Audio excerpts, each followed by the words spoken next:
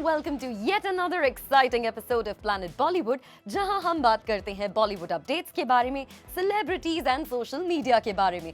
This is me Rushita Singh and this is me Sagarika Chhetri. Show में करेंगे बहुत सारी बातें, लेकिन सबसे पहले नजर डालते हैं आज की हेडलाइंस पर। मीका सिंह पर all India Cine Workers Association ने लगाया बैन। सेक्शन 375 का ट्रेलर हुआ रिलीज, दिखाएंगे उसकी एक खास झलक।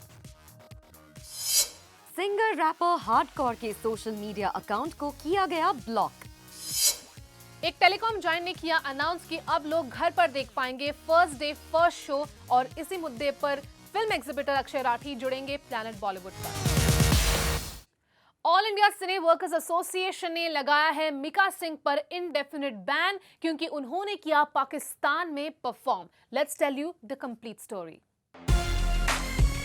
सिंगर मीका सिंह को All India Cine Workers Association ने कर दिया है बैन, क्योंकि रिपोर्टेडली उन्होंने रिसेंटली कराची में परवेज मुशर्रफ के एक रिलेटिव की वेडिंग में परफॉर्म किया। दूसरी तरफ कराची में मीका के परफॉर्म करने की रिपोर्ट्स सामने आने के बाद मीका के फैंस और फॉलोअर्स ने भी मीका के इस डिसीजन पर डिस्प्लेजर एक्सप्रेस किया है।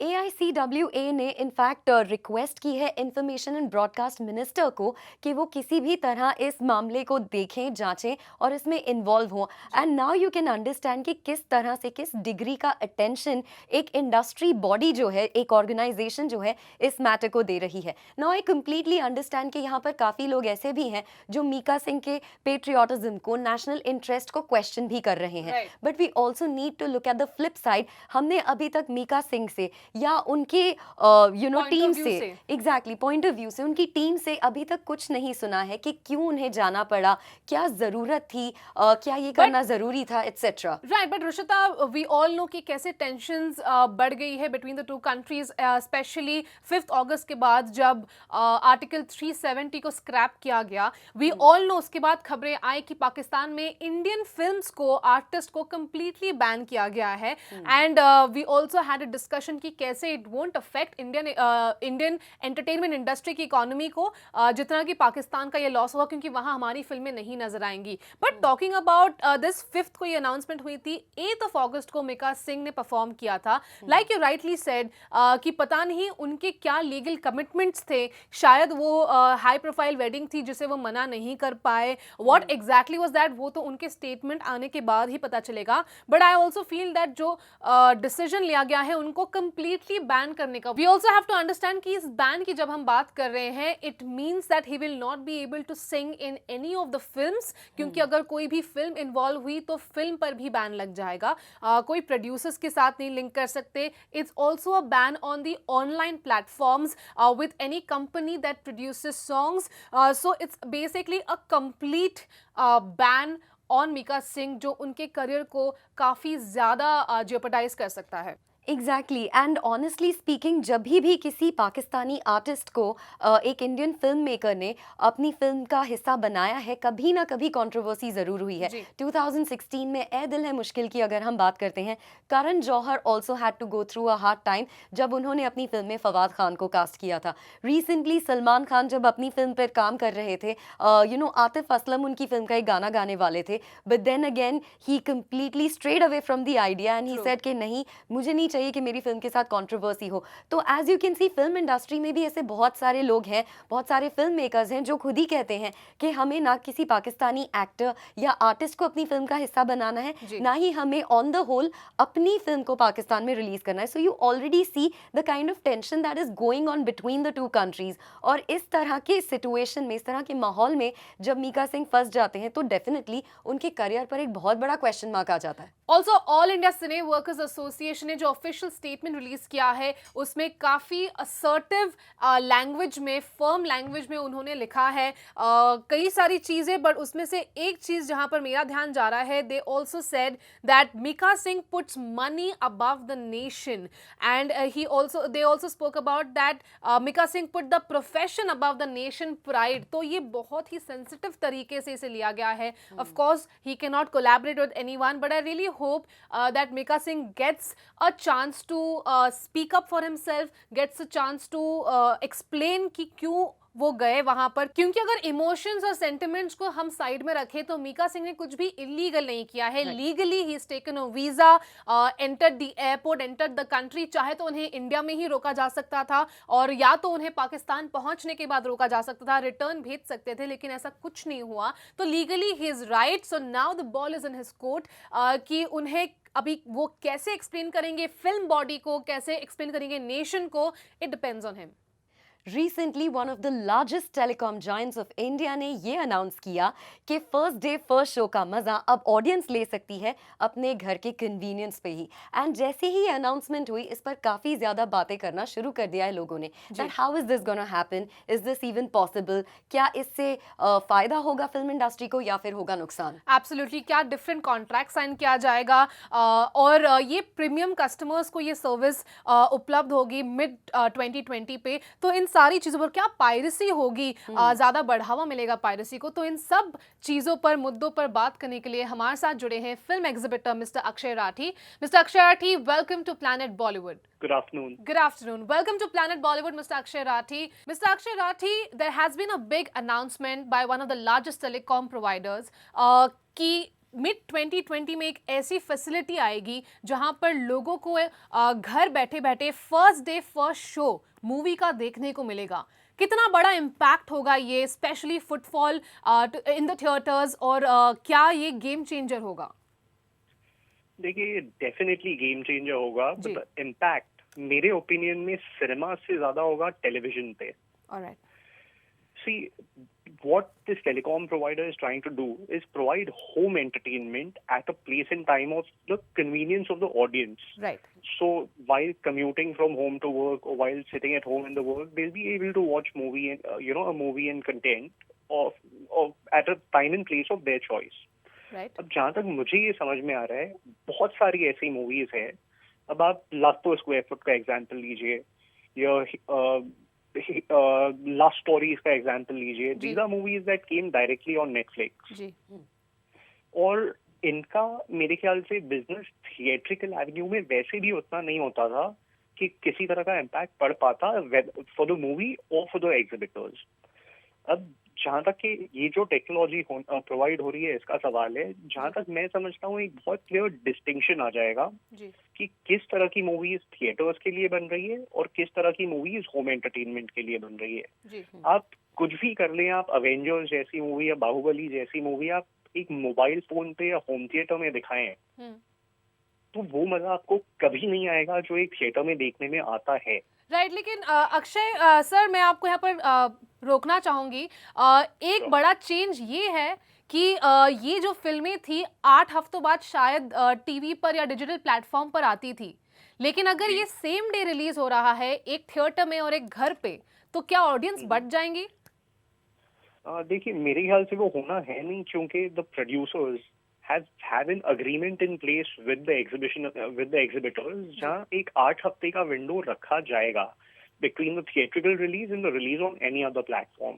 If you've seen the statement that's been issued by Inox Leisure, they very clearly said that it's the choice of the producers to decide which avenue of release they want to choose. True.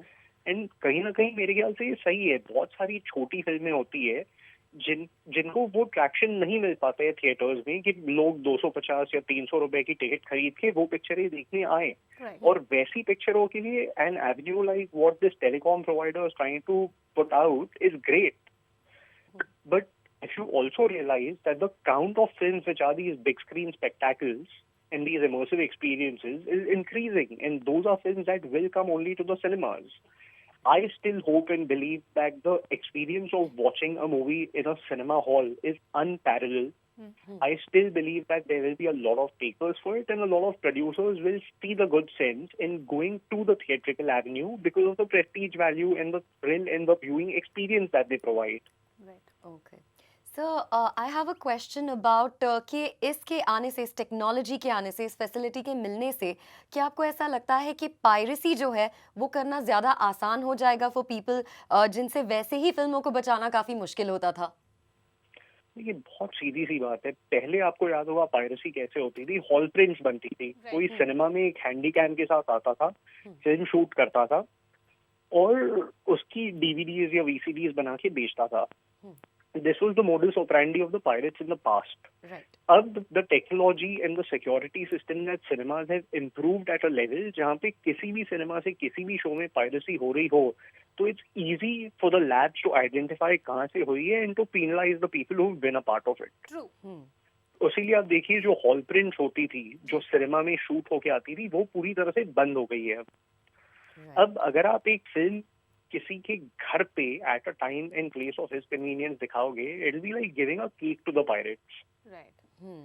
Right. And I truly hope that the technology is evolved enough to make sure that the producers get what's rightfully deserved by them rather than the pirates who make a party out of it. Right, absolutely. Also talking about the returns, Yeah. इतनी big budget फिल्में बनती है, the biggest concern and the biggest discussion that's going on is if there is a first day first show release, अगर घर बैठे बैठे लोग ये व्यू कर पा रहे हैं, obviously घर में 2 से 4 से उससे ज़्यादा लोग बैठकर देख सकते हैं, तो क्या वो रिटर्न्स प्रोड्यूसर्स को वापस मिल पाएगा? देखिए अब वो बहुत डिबेटेबल चीज है because for a telecom major it's not the revenues from the viewing of that movie but the subscription cost is what counts. तो Absolutely. एक फिल्म से पैसा नहीं बनाना है इस टेलीकॉम कंपनी को, उन्हें बनाना है अपने सब्सक्राइबर बेस से, और वो सब्सक्राइबर बेस कायम रखने के लिए ये सब फैसिलिटीज दी जा रही है। जी. In fact, in my opinion, going by the entire equation, and if I read it right, I think it's for the telecom company to really put a thought to whether it's worth pumping in so much of money True. into acquiring these movies on a first day, first show release, while the theatrical avenue and the satellite avenues are still so robust. Right. Hmm.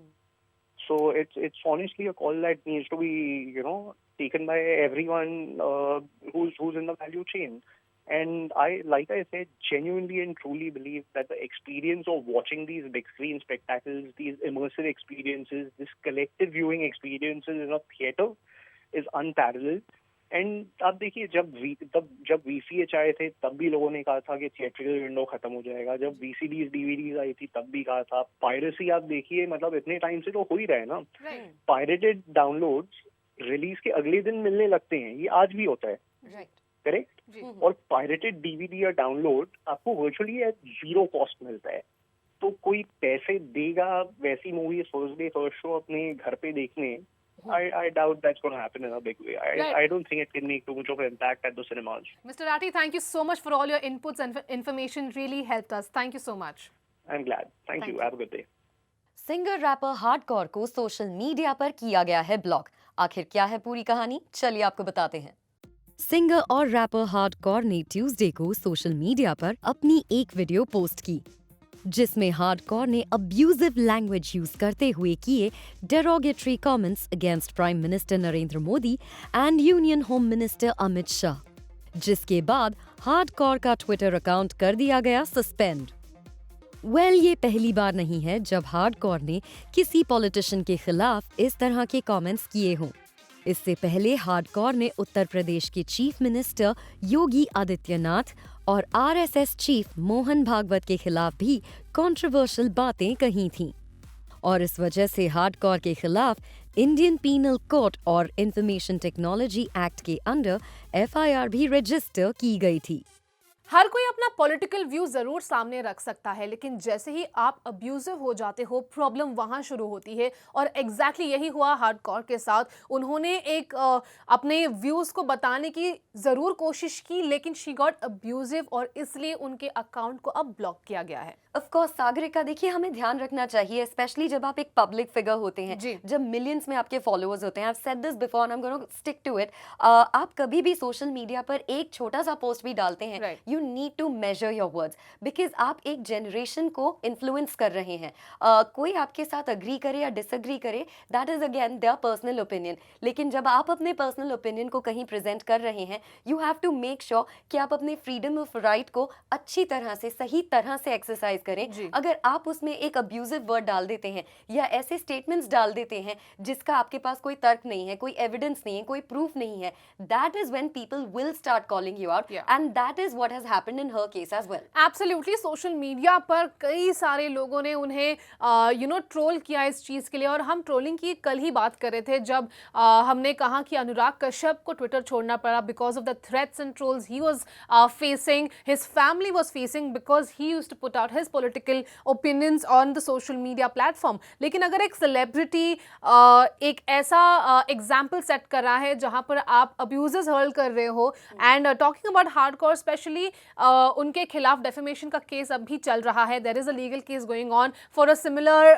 Matter, तो this is not the first time she is gotten herself into trouble. लेकिन इस तरीके से abusive words use करना is not cool. Of course, and even social media giants जो हैं, I think that this is also some sort of responsibility on their end कि जब आपके particular web पर किसी तरह का कोई content post कर रहा है, probably they need to be vigilant enough to filter out these things, because we also need to understand कि अगर किसी ने अपना opinion डाला है, of course you can't snatch that away कि कोई अपना point of view सामने रख रहा है, आप उसे तुरंत ना delete कीजिए, लेकिन जब आपको लग रहा है कि इससे बहुत ज़्यादा out of hand. Exactly, इससे हेट स्प्रेड हो रहा है, या ये रूमर है, या इस तरह का फेक कंटेंट है, या किसी तरह का स्ट्रॉन्ग वर्डेड मैसेज है जो किसी भी कंट्री के बड़े लीडर के बारे में बात कर रहा है। I am not just saying about political leader, but some personality who is actually been followed and worshipped and influenced by people. You should make sure at your end also कि इस तरह की चीजें जो हैं वो ज्यादा से ज्यादा लोगों के सामने आने से बच पाए। तो जहां हम बिलीव करते हैं कि हर तरीके के ओपिनियन को रिस्पेक्ट करना चाहिए, डिसेंट जरूरी है, वहीं पर एक सेलिब्रिटी को ये ध्यान में रखना है कि once the video is out, या वो जो कुछ भी लिखते हैं सोशल मीडिया पर, it reaches millions of people at the same time. तो इसीलिए किस तरीके के लैंग्वेज को आप यूज कर रहे हैं आपके मैसेज में, उस पर ध्यान जरूर देना चाहिए। चलिए शो पे लेते हैं एक छोटा सा ब्रेक, लेकिन ब्रेक के उस पार बाकी है बहुत कुछ खास, सो कम राइट बैक।